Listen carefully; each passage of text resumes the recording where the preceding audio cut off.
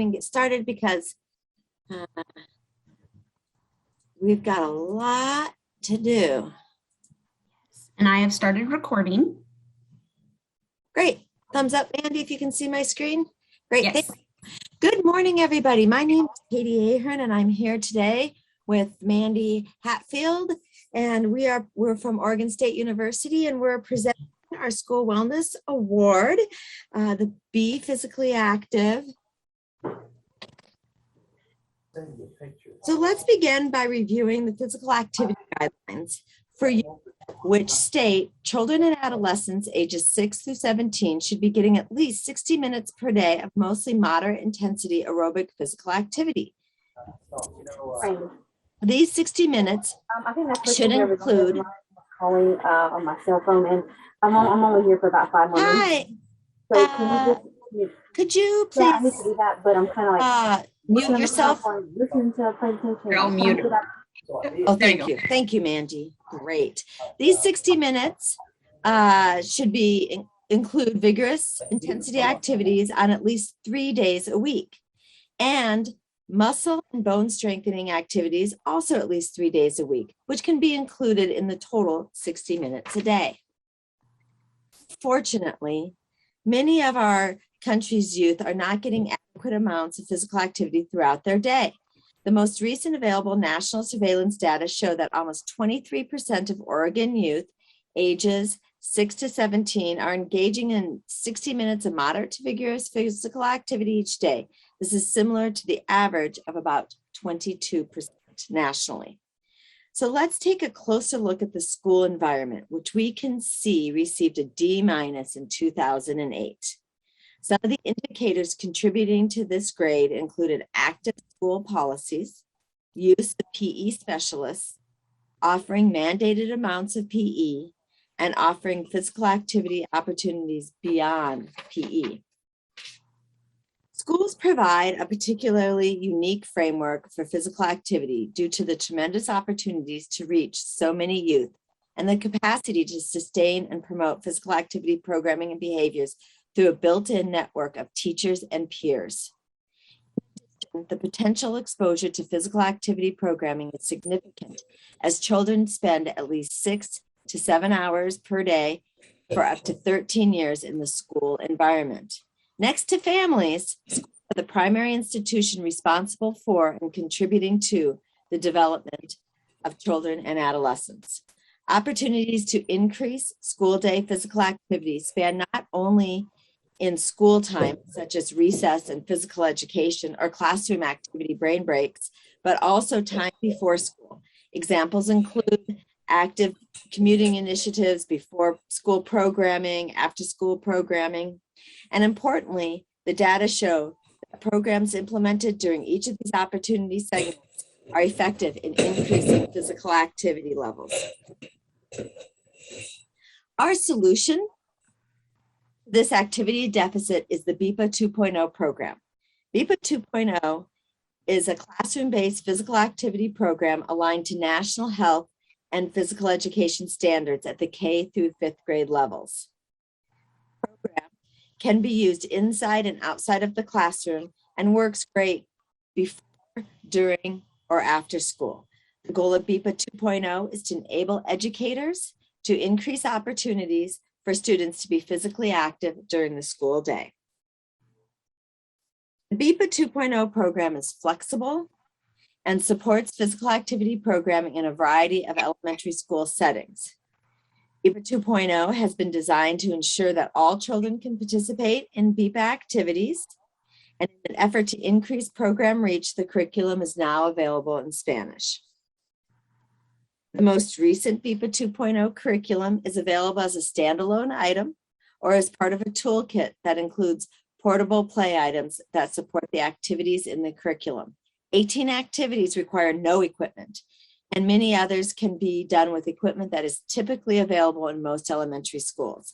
Others can be fabricated or purchased at local stores to create your own DIY kit.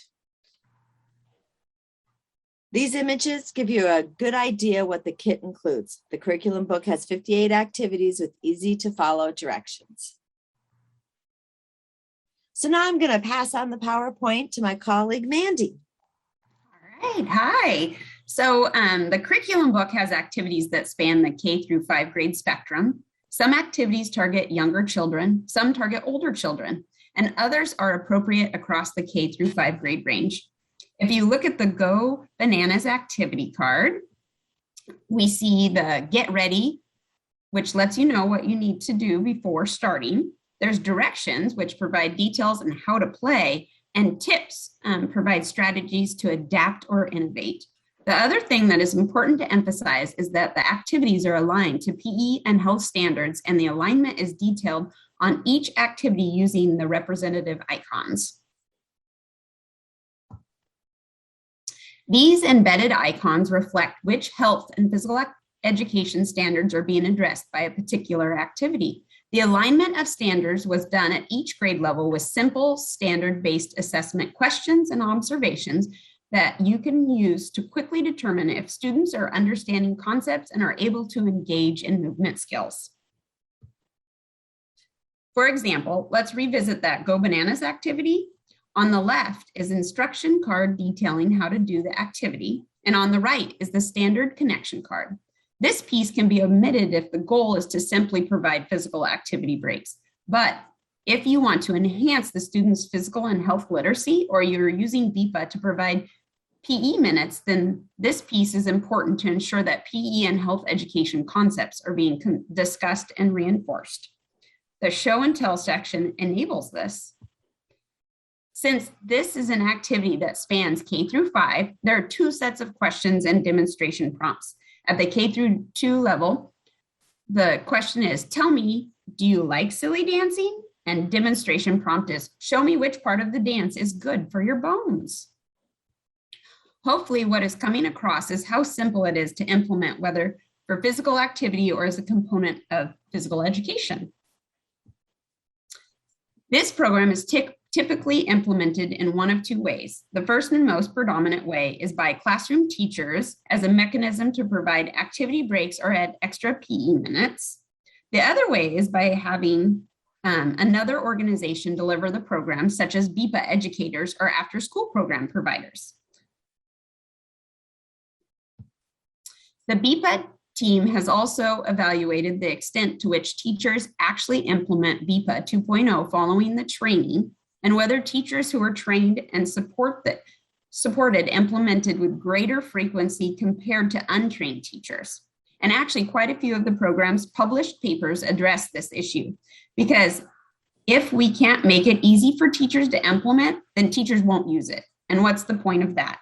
Our most recent evaluation was conducted on 836 teachers and 36 schools who were receiving trainings in 2018 and 2019. 3 to 6 month post-training, a survey assessing implementation factors was distributed to all teachers at trained schools. The results: surveys were returned by 351 of those teachers. Overall, 87.7% of those teachers reported using BIPA 2.0, most commonly to provide classroom activity breaks. Most teachers, 72.4%, implemented it 1 to 2 times per week. We have found that teachers who are trained to deliver BIPA 2.0 are 10% more likely to actually implement activity breaks throughout the day, and the most support that they have for implementation, meaning extra resources, additional trainings, or even prompts to deliver, the more frequently they provide these activity breaks.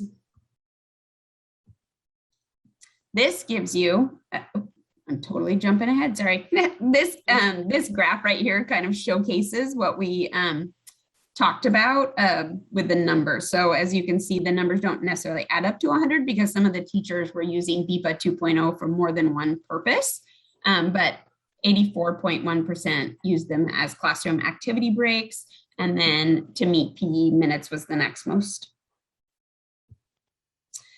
There are a wealth of additional resources available for viewing and downloading on our website. We strongly encourage you to check it out. There's lots of great resources. For example, we have fact sheets available for effective remote delivery and on how to implement activities while students maintain social distancing. Our SNAP Ed educators have used it during PE or during recess time where kids will be outside where we can easily socially distance. We also have education videos similar to Go Noodle type videos on our website that you can utilize and send to teachers. We promote the programs through social media, and teachers receive monthly newsletters. Here are a few pictures taken during a teacher training and with a SNAP-Ed educator delivering the activities in the classroom. As you can see, everybody gets engaged with these.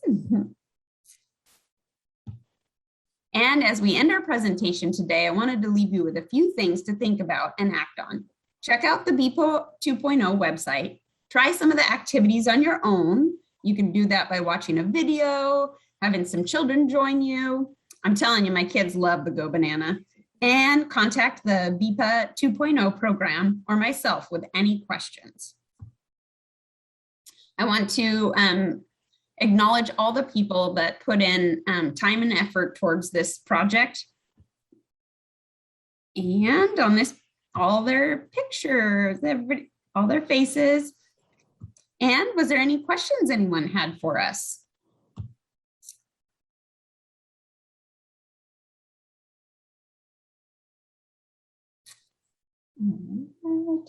I can see. Oh, thank you. Yes, it really is fun. There's lots of engaging activities. As a SNAP-Ed educator, we use them often.